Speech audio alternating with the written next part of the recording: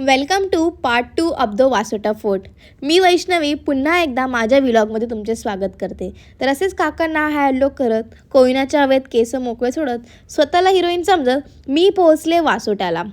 आणि इथून सुरू झाला आमचं जंगल टेक. वासोटा किल्ल्याच्या अवतीभोवती घनदाट जंगल आहे आणि त्यामुळेच या किल्ल्याची जी वेळ आहे ती सकाळी 9 ते 5 आहे. असे म्हटले जाते की सकाळी पहाटेच्या वेळी आणि संध्याकाळी इथे अनेक वन्य प्राणी या ओढ्याजवळ पाणी प्यायला येतात. त्यामुळे इथे पर्यटकांना बंदी आहे.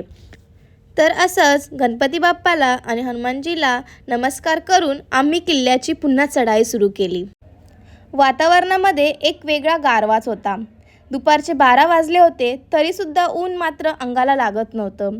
झाडे कशी पण वेडीवाकडी वाढलेली होती आणि असाच हा जो ट्रेक जो होता हा काही ठिकाणी 60 ते 70 अंशाचा होता.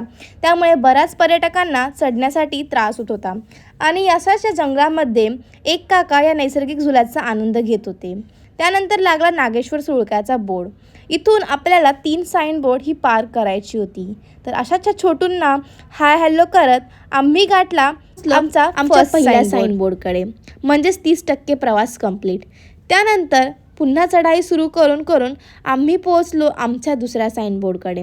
म्हणजेच जवळपास 60% प्रवास आम्ही इथे कंप्लीट केला होता आणि इट्स लाईक अवर अचिव्हमेंट. त्यानंतर आम्ही पोहोचलो या सुंदर अशा पॉईंटला.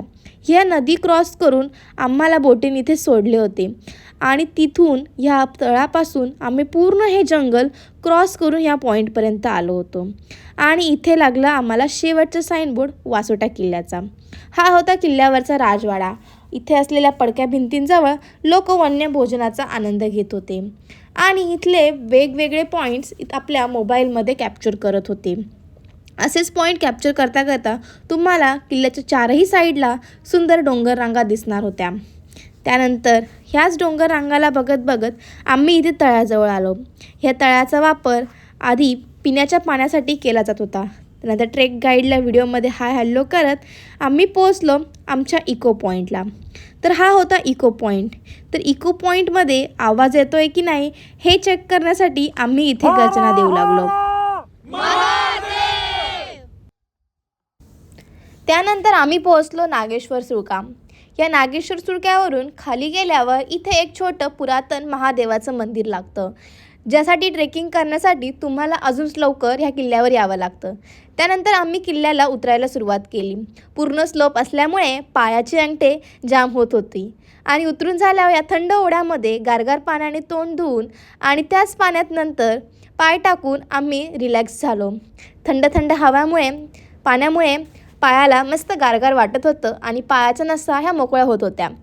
त्यानंतर अशाच या आकाशातल्या रॉकेटला टाटा बाय बाय करत या जंगल ट्रेकचा एक अनुभव घेत आणि ह्या कोयनाच्या पाण्याच्या ताजगीसोबत मी परतीचा प्रवास सुरू केला. तर हा होता माझा first vlog the Vasota fort. Thank you for watching. Bye.